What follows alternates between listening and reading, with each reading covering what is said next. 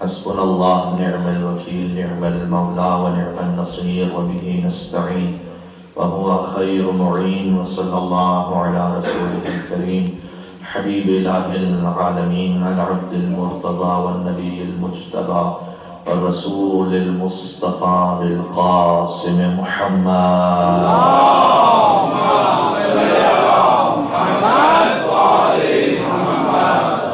وعلى آله الطيبين الطاهرين المعصومين المظلومين سيما بقية الله في الأرضين الذين أذهب الله عنهم الرجس وطهرهم تطهيرا.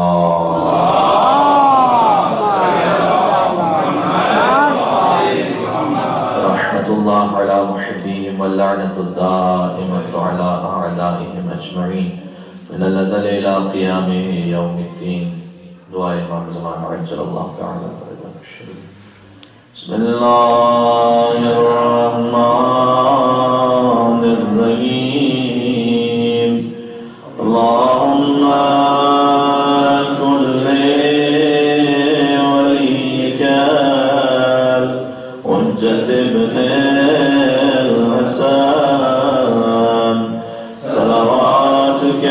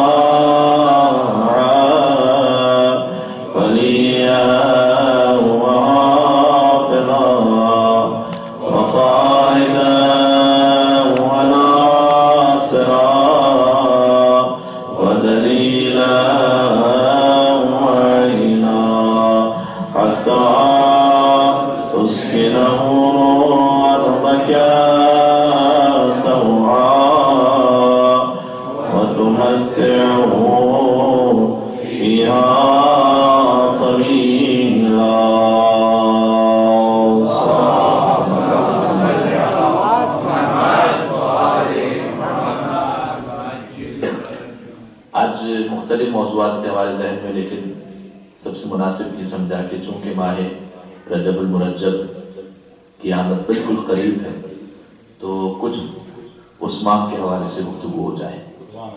ایک اعتبار سے اگر تھوڑا سا عوامی انداز سے بات ہو جائے تو رمضان المبارک کے لیے رجب اور شعبان کو اللہ نے پریکٹس میچ کی طرح رکھا ہوا ہے کہ اصل معاملہ تو رمضان میں ہے لیکن تھوڑا سا آمادہ ہو جاؤ پہلے سے.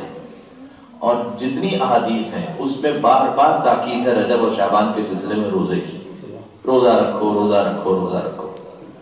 تو کثرت کے ساتھ روزہ رکھنے کی بہت تاکید ہے، خاص طور پر رجب کے ابتدائی 3 ایام، پھر ایام 20 یعنی 13، 14 اور 15 رجب، اور پھر آخری 3 ایام.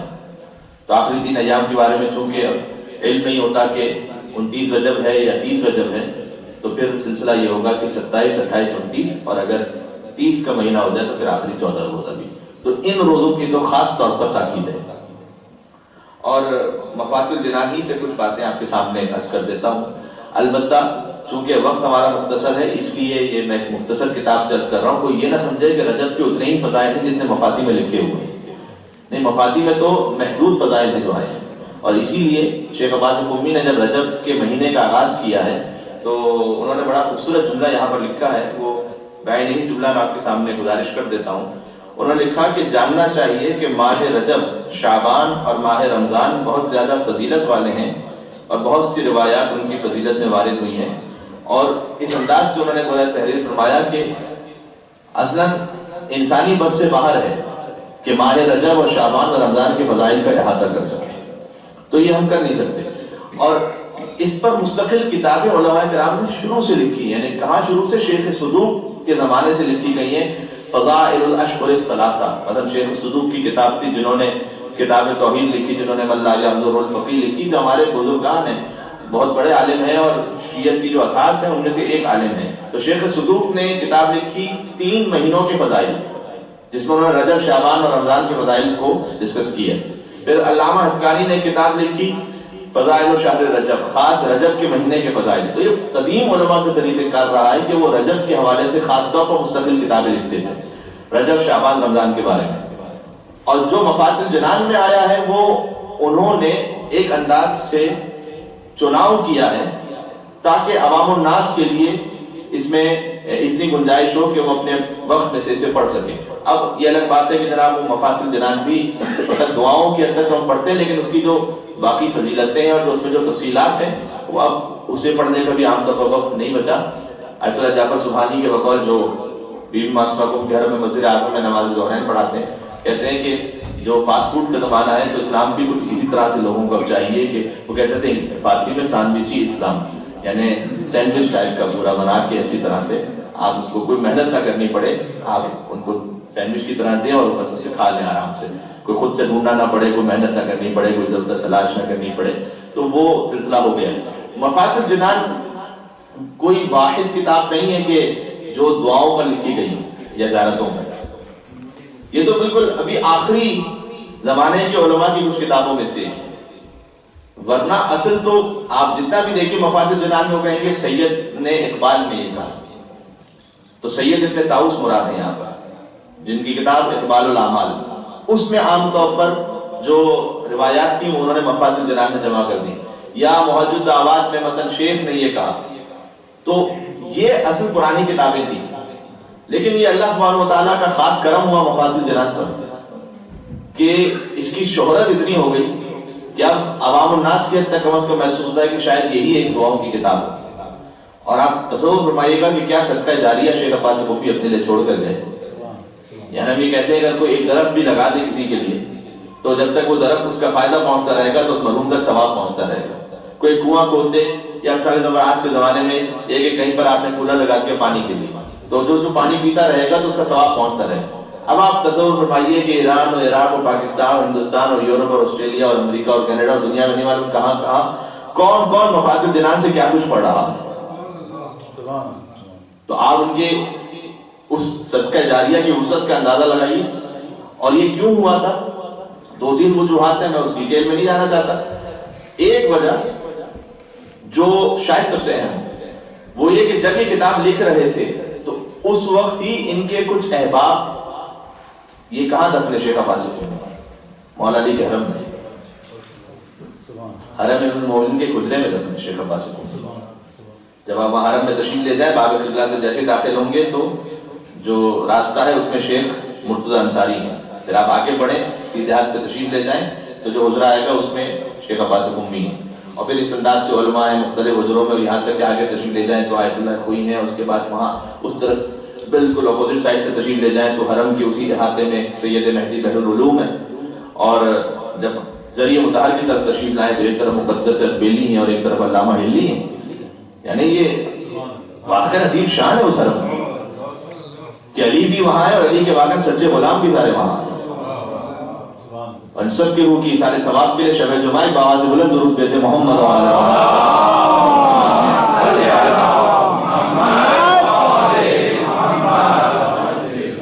تو شیخ عباس قمی ہیں قم سے ان کا تعلق، لیکن زندگی ان کی طالب علمانہ زندگی نجف میں گزری.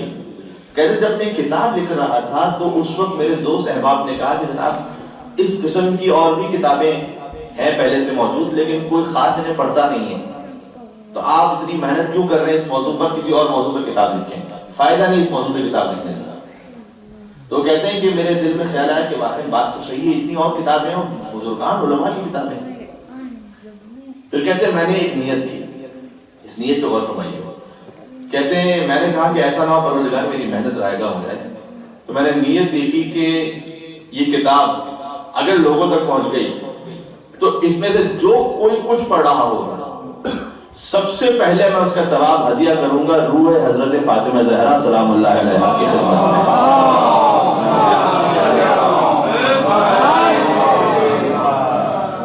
بی بی کی ذات گرامی میں ایک بابا سے بلند درود دیتے ہیں.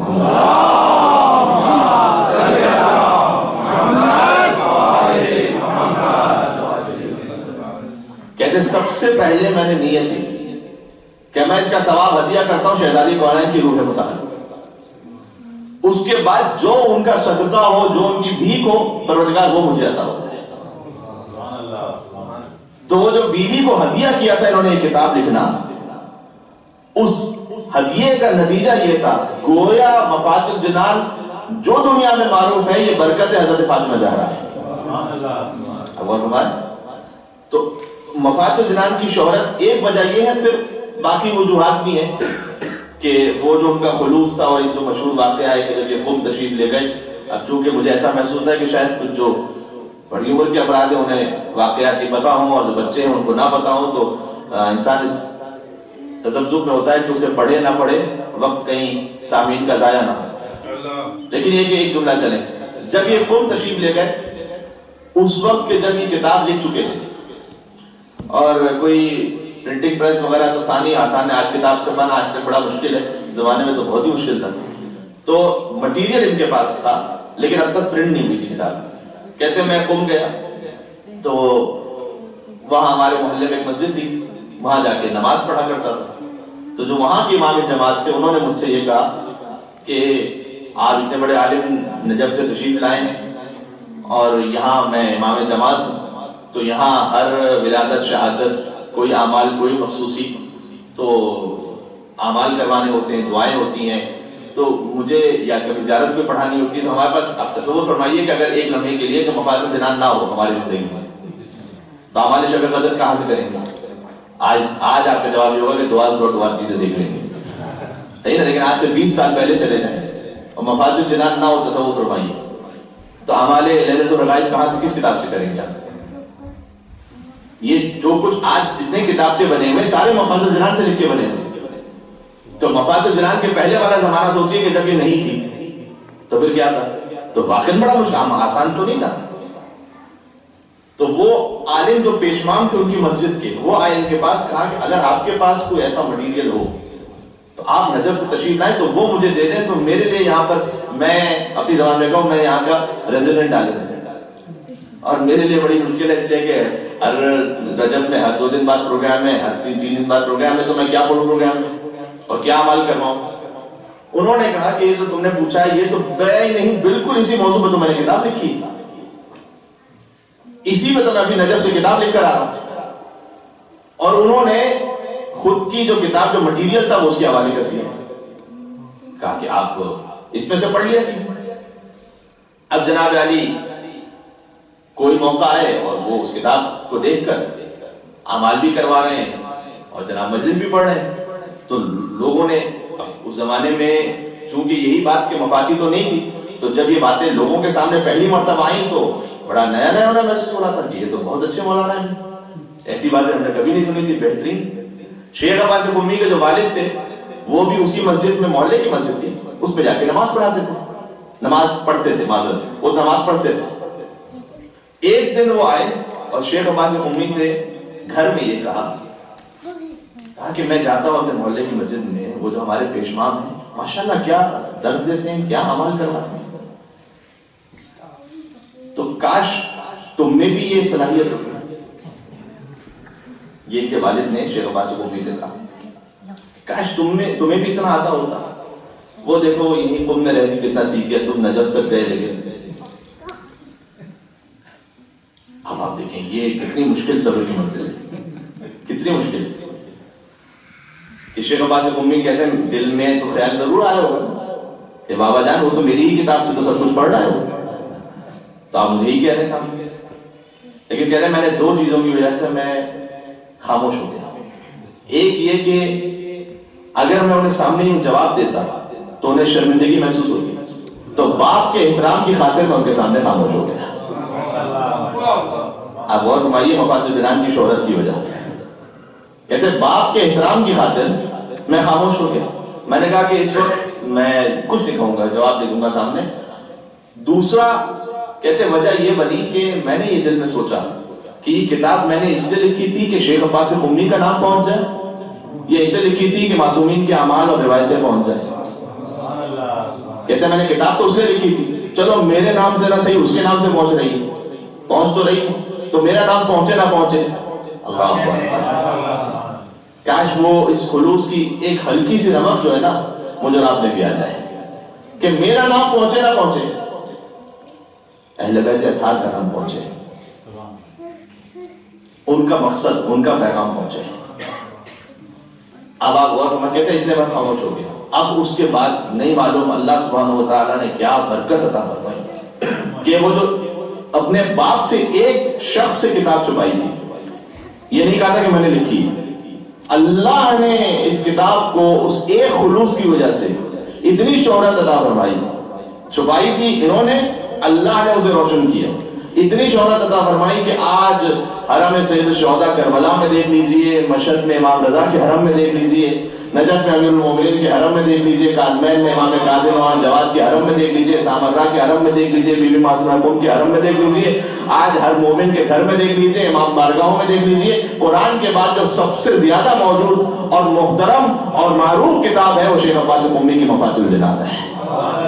مل کے صلوات بھیجیں محمد و آل محمد.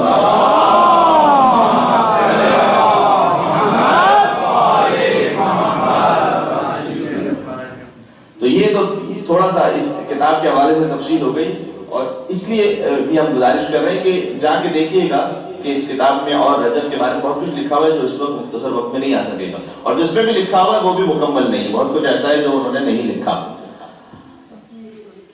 دو روایتیں میں آپ کے سامنے عرض کر دیتا ہوں یہاں سے. امام موسی کاظم علیہ السلام سے روایت ہے،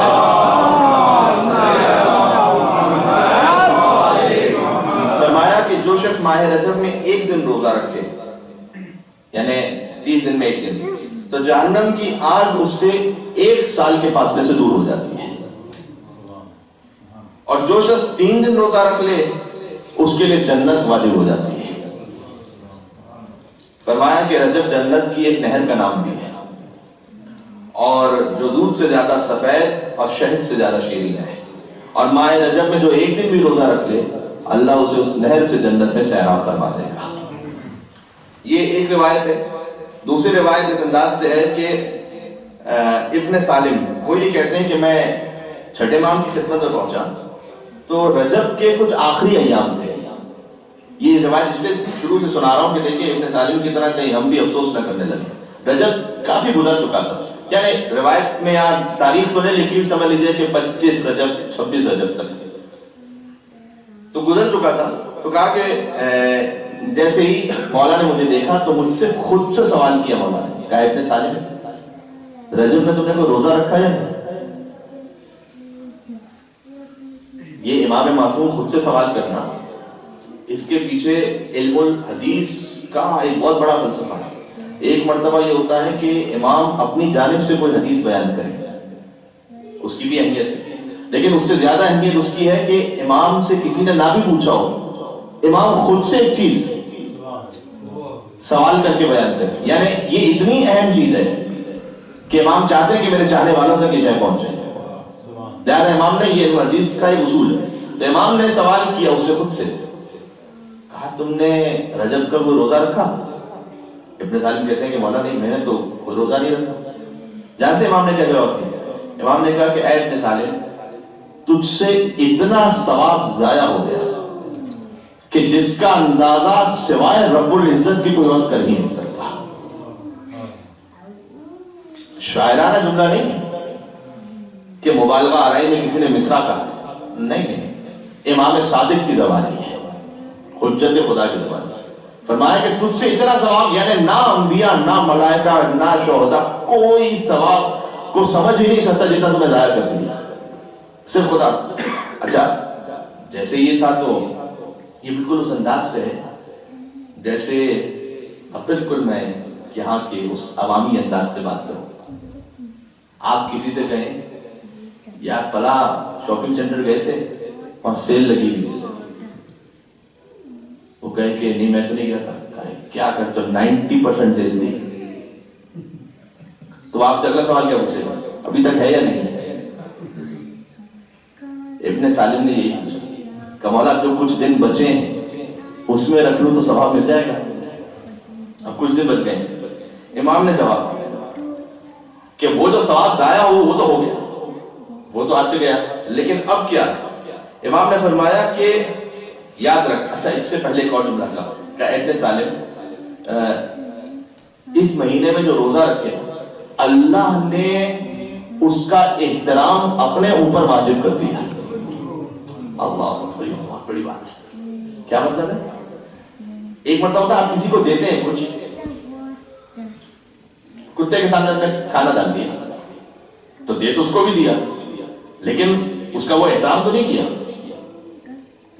اب یہاں تو خیر کبھی انسانوں سے بھی زیادہ احترام ہو جاتا ہے اس کا، لیکن ان جنرل میں کہہ رہا ہوں کہ آپ نے کبھی ہوتا ہے کہ کوئی مانگنے کے لیے آپ نے کہا تھوڑا انتظار کرو، دے دیا اسے، لیکن اسے وہ احترام اور وہ رسپیکٹ کا نہیں. اللہ سبحانہ و تعالیٰ رجب میں مگر دے نہیں رہا. امام نے کہا کہ جو روزہ رکھ لے رجب میں اللہ اس کا احترام اپنے اوپر واجب کر لیتا ہے. اب اللہ اس کا احترام کرے گا. اس کے بعد فرمایا کہ اگر تو نے روزہ نہیں رکھا تھا جو دن بچے اس میں سن کہ اے سالم، جو شخص اس ماہ کے آخر میں ایک دن بھی روزہ رکھ لے، ایک دن فقط، خدا اس کو محفوظ رکھے گا کن کن چیزوں سے؟ عالم نزا یعنی موت کے وقت کی سختی سے، موت کے بعد کے خوف سے، عذاب قبر سے. اور جو شخص جو اس ماہ میں 2 روزے رکھ لے اللہ اسے پل صراط سے آسانی سے گزار دے گا. یعنی کتنی چھوٹی چھوٹی چیزوں پر کیا کیا کچھ اللہ دے رہا ہے رجب میں. اسی لیے اس ماہ کو کہتے ہیں رجب العصب. اس کا نام یہ عصب کا مطلب کیا ہے؟ کوئی چیز انڈیل دینا. تو علماء نے یہ تعبیر کی ہے کہ باقی مہینوں میں جو اللہ کی رحمت ہے وہ گویا ایک ڈراپر سے قطرہ قطرہ گر رہی ہے، وہ اس وسیع رحمت کی میں بات کر رہا ہوں. لیکن جب رجب کا مہینہ آتا ہے تو آپ ایک دفعہ بالٹی انڈیل دیتے ہیں سب. اللہ نے فوراً رجب کے مہینے، یعنی بعض فضائل رجب کے ایسے جو حتی شعبان اور رمضان کی بھی نہیں، یہ مقام ہے. تو امام نے فرمایا کہ اگر 2 روزے رکھ لے تو پل صراط سے آسانی سے گزر جائے گا. اور جس شخص نے 3 روزے رکھ لیے تو اللہ اسے قیامت کے عظیم خوف، اس کی سختی اور وحشت سے نجات عطا فرما دے گا. جہنم کی آنکھ سے برات کا پروانہ مل جائے گا. تو یہ روزہ روزہ روزہ اس کی تاکید بہت ہے. پھر دعائیں کثرت کے ساتھ ہیں. ان دعاؤں کو کبھی غور فرمائیے، ترجمہ کبھی دیکھیے، بہت معرفت والی دعائیں ہیں. یا من یملک حوائج السائلین ویعلم ضمیر الصامتین، اے وہ کہ جو اس بات پر قدرت رکھتا ہے کہ جو بھی اس سے سوال کرے اس کی حاجت کو پورا کرتے ہیں. اے وہ کہ اگر کوئی چپ رہے اس کے سامنے تب بھی وہ اس کی حاجت کو جانتا ہے، لیکن اللہ پسند کرتا ہے کہ میں جانتا ہوں کہ تمہیں چاہیے کیا ہے لیکن مجھ سے سوال کرو. یہ اچھا لگتا ہے اسے. دوسروں کو افطار کروانا اس کی تاکید بھی ہے. صدقہ دینے کی بے انتہا تاکید ہے. ایک مختصر حدیث اور میں دعائے کو شروع کرتا ہوں. ایک شخص آیا صادق علیہ محمد امام جعفر صادق علیہ السلام،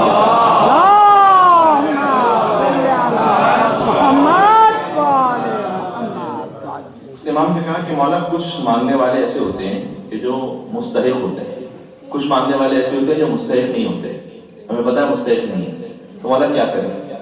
امام نے کہا کہ اگر اللہ نے تجھے وسعت دی ہے، تیرے پاس اتنا امکان ہے، تو جو مستحق ہے اسے بھی دے، جو مستحق نہیں ہے اسے بھی بالکل خالی ہاتھ نہ لوٹا دے. یہ حتی مکروہ بھی ہے کہ اگر کسی نے کچھ مانگا ہے تو بالکل ہی خالی ہاتھ لوٹا دینا یہ مکروہ ہے. یعنی کچھ نہ کچھ، جیسے ہمارے کراچی میں مثال دیا جب ایک فقیر آپ کو پتا ہے کہ یہ ڈیزرو نہیں کرتا لیکن بالکل خالی ہاتھ لوٹا دینا یہ مکروہ قرار دیا گیا. وہ اس مکروہ ختم کرنے کے لیے چاہے 2 روپے کا سکہ اس کے ہاتھ میں رکھ دیں.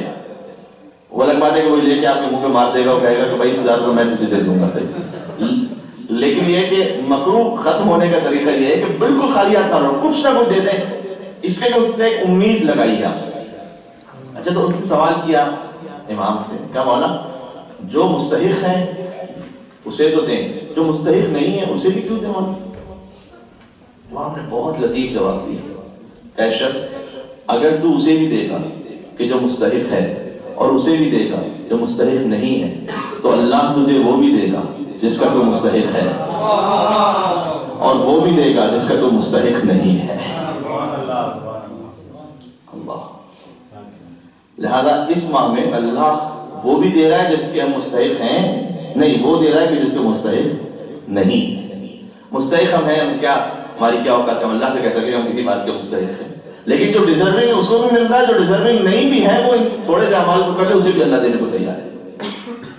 اس لیے بہت قیمتی ماہ اس کا آغاز ہو رہا ہے اور میں چاہ یہ رہا تھا کہ رجب سے پہلے جو شب جمعہ آئے تاکہ پہلے سے یہ نہ ہو کہ جناب گزر گیا ماہ اس کے بعد یا کچھ دن گزر گئے پھر افسوس ہوتا رہے کہ کاش یہ کر لیتے تو کاش وہ کر لیتے. تو بہت کچھ اس میں دعائیں وغیرہ سب موجود ہیں، آپ جا کے دیکھیے گا. اور دعا اور باقی ویب سائٹس پر بھی یہ ساری چیزیں موجود ہیں. اس اناؤنسمنٹ کے ساتھ کہ اگلی شب جمعہ جو نماز مغربین ہے وہ معمول سے ہٹ کے بالکل اپنے اول وقت پر ہوگی، اس لیے وہ رجب کی پہلی شب جمعہ ہوگی، تقریباً 6:12 کا وقت ہے، اور اس کی وجہ یہ ہے کہ پھر مغرب اور عشاء کے درمیان اعمال لیلۃ الرغائب کا اہتمام ہے، اور اعمال لیلۃ الرغائب کے لیے جو طریقہ کار ہے اس میں پہلی جمعرات جو رجب کی آئے اس میں روزہ رکھے مومن، اور رات جب شب جمعہ آ جائے تو پھر مغرب اور عشاء کے درمیان 12 رکعت کی نماز جسے 2 رکعت کر کے پڑھنا ہے، اور وہ انشاءاللہ ہم یہاں پر اجتماع جماعت تو نہیں ہو سکتی، مستحب نماز ہے، لیکن اجتماعی طور پر بآواز بلند پڑھوائیں گے، اور کچھ پھر اعمال ہے وہ اسی وقت انشاءاللہ بتائیں گے، لیکن اس نماز کی بھی تاکید پہ انتہا ہے، اور تھوڑا سا آپ کے موٹیویشن کے لیے میں اسے عرض کر دوں تاکہ مومنین سمجھ سکیں کہ اس رات کے اعمال کی اہمیت کیا ہے۔ فرمایا جو شخص نماز کو پڑھے تو اس کی قبر کی پہلی رات، اللہ اکبر، خدا اس نماز کا ثواب اس کی قبر میں بھیجے گا۔ اگر کچھ ہو سکا تو اس کی تھوڑی تفصیل جو قبرستان والی مجلس ہے نا اس میں آپ کے سامنے عرض کروں گا، لیلۃ الرغائب تو گزر چکی ہوگی، لیکن یہ کہ اللہ اس نماز کا ثواب قبر میں بھیجے گا، اس کا مطلب کیا ہے؟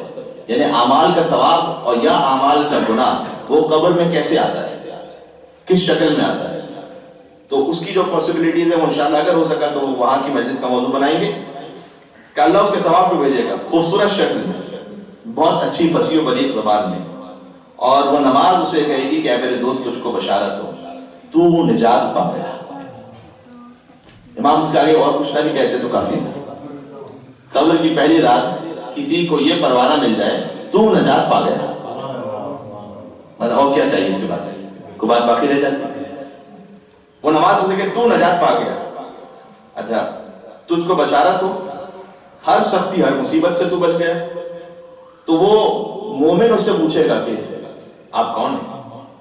کہ خدا کی قسم، یعنی وہ مومن کہے گا کہ خدا کی قسم میں نے تجھ سے بہتر چہرہ نہیں دیکھا، تجھ سے شیرین آواز میں نے نہیں سنی، اس سے اچھی خوشبو مجھے کبھی محسوس نہیں ہوئی، تو کون ہے؟ تو اس نور سے آواز آئے گی کہ میں تیری وہ نماز ہوں جو تو نے رجب کی پہلی شب جمعہ مغرب اور عشاء کے درمیان انجام دی تھی،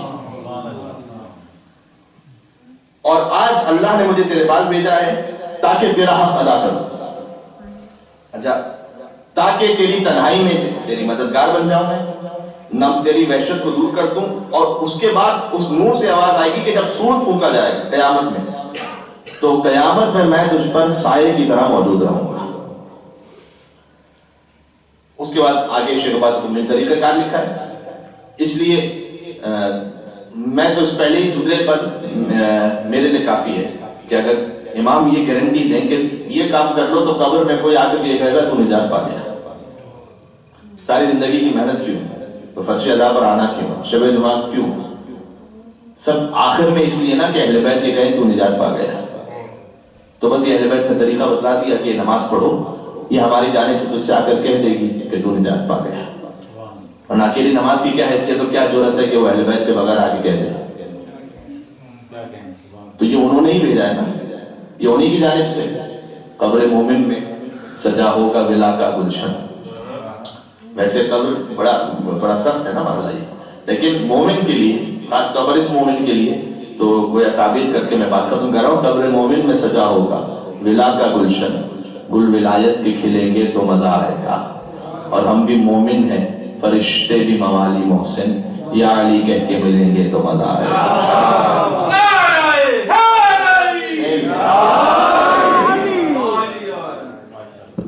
یہ رجب کا بالکل خلاصہ تھا جو آپ کے سامنے میں چاہ رہا تھا کہ 15 منٹ میں ختم ہو جائے، شاید آدھا گھنٹہ اس وقت ہو رہا ہے، لیکن ضروری تھی کچھ باتیں اور آپ کی دلچسپی مجھے محسوس ہو رہی تھی تو میں کہتا چلا گیا۔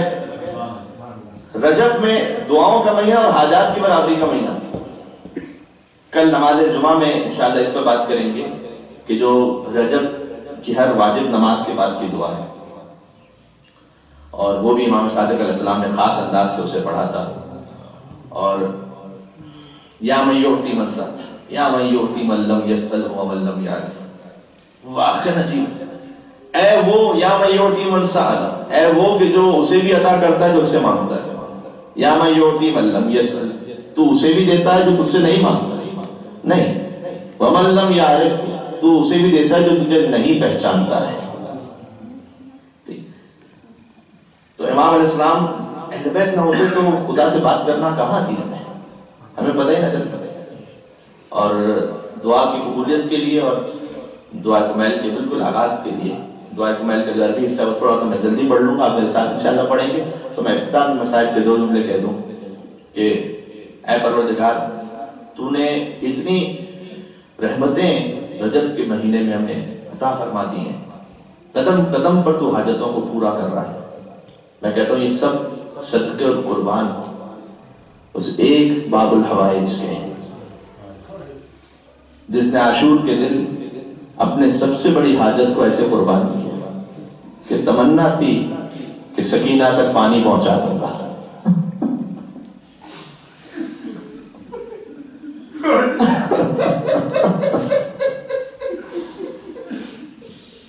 کا پروردگار گویا عباس کہہ رہے ہیں، پروردگار مجھے اپنی فکر نہیں، لیکن یہ پانی کسی طرح بچوں تک پہنچ جائے۔ مشق سکینہ پر جب تیر لگا، گویا پھر عباس کے لب ہلے کہ پروردگار میری تمنا یہ تھی یہ پانی پہنچ جائے، اب دوسری تمنا یہ ہے اگر یہ پانی نہ گیا تو پھر یہ لاش بھی خیمے میں نہ جائے۔ پانی تو نہیں لے جا سکا، یہ لاش بھی میری خیموں میں نہ جائے، میں کیسے چھوٹے چھوٹے بچوں کو جو اللہ تش کہہ رہے ہیں ان کا چہرہ دیکھ سکوں گا۔ گویا ندائے پروردگار آئی عباس، ہم نے تیری کسی دعا کو بھی رد نہیں کیا، لیکن یہ امتحان کا وقت ہے،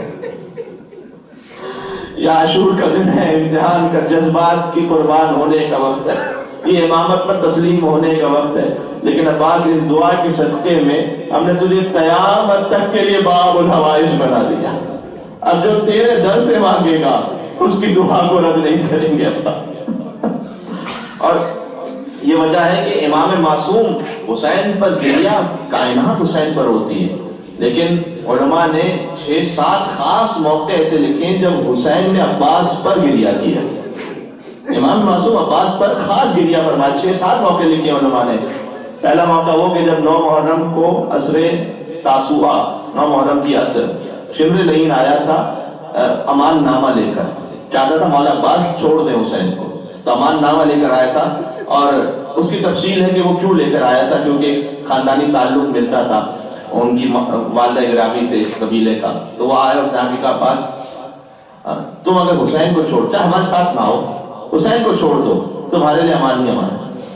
تو مولا عباس سید شہداء خیمے کے پیچھے سے ہی سن رہے تھے کلام، تو عباس نے کہا اور میرے مولا حسین کے لیے، کہیں حسین تو یا بیعت یا سر، حسین کے لیے کوئی امان نہیں۔ مولا عباس نے کہا تجھ پر بھی لعنت ہو، تیرے امان نامے پر لعنت، اور اسے چاک کیا اور واپس پلٹے، تو جیسے ہی واپس پلٹے تو سید شہداء ایک مرتبہ بے اختیار گریہ کرنا شروع کیے، فرمایا عباس تیری وفا پر حسین قربان ہو جاتا، تیری وفا پر تیرا بھائی قربان۔ یہ پہلا موقع تھا خاص امام حسین نے شدت سے گریہ فرمایا عباس کے لیے۔ دوسرا موقع کون سا؟ دوسرا موقع وہ تھا کہ جب شب عاشور ہی کہا اے عباس ان سے مہلت لے کر آؤ، وہ عباس جس نے ساری زندگی تمنا کی کہ مجھے جنگ کرنی ہے کربلا میں، کہ عباس ان سے مہلت لے کر آؤ کہ جنگ ملتوی کرنے، اور حسین نے وہ جملہ کہا جو آج تک عباس کے حرم پر گویا نشان بن کر، تمغہ امتیاز بن کر لگا ہوا ہے کہ بنفسی انت یا اخی، اے عباس حسین کی جان تجھ پر قربان ہو جائے، حسین کی جان بس